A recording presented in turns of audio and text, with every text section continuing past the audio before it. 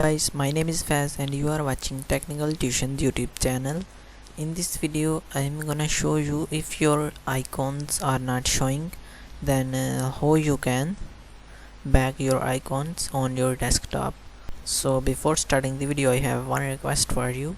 If you have not subscribed my YouTube channel, please hit the like button and subscribe my YouTube channel and press the bell icon. So let's start this interesting video. So if you're not showing your icons, then you need to go in settings and find the setting there. You just click on the right mouse button and find the view, and here you can see show desktop icons. Then click on this.